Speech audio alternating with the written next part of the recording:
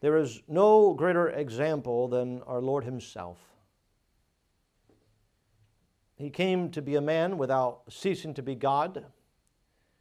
He lived for 33 and a half years upon this earth. He had a public ministry that lasted for just over 3 years.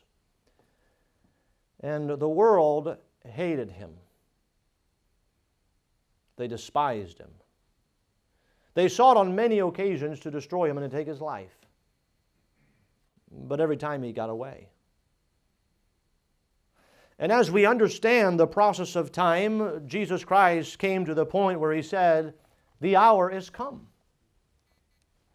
The Son of Man must be delivered in the hands of sinners."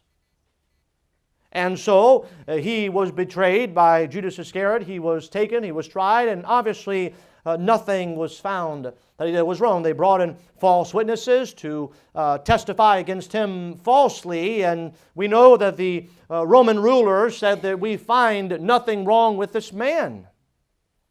And yet the crowd cheered, and in their hatred and their contempt for Jesus Christ, they shouted, "Crucify Him."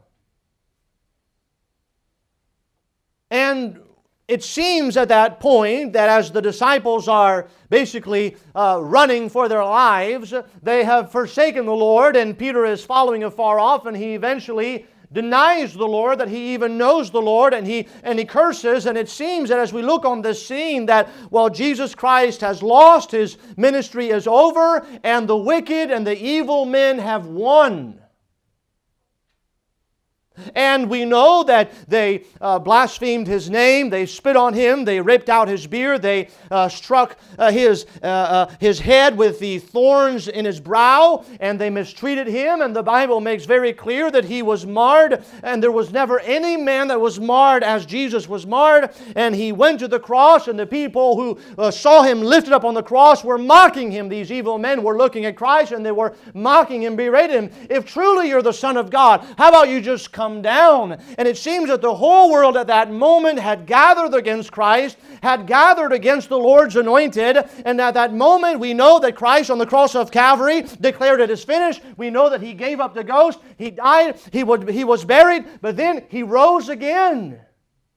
And so we look at this scene and we think, well, how could anything good come out of that? Well, understand, God did not make men commit those evil deeds, but God knew that those men would commit those evil deeds. And in His perfect foreknowledge, He used the wickedness and the evil of men to make something good come out of it. And the world stands and looks at this, and they look at the evil of men. But what we need to be greatly amazed at, as we see in the life of Jacob, is at the providence of God, at the plan of God, who used the evil devices of men, and who used those devices to help them. Such are the ways of our God.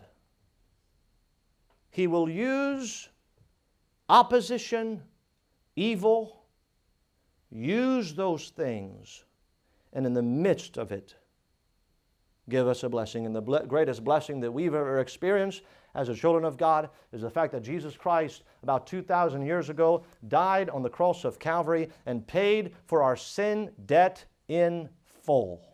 Amen. And the evil of the world was used to bring the greatest blessing that this world has ever known.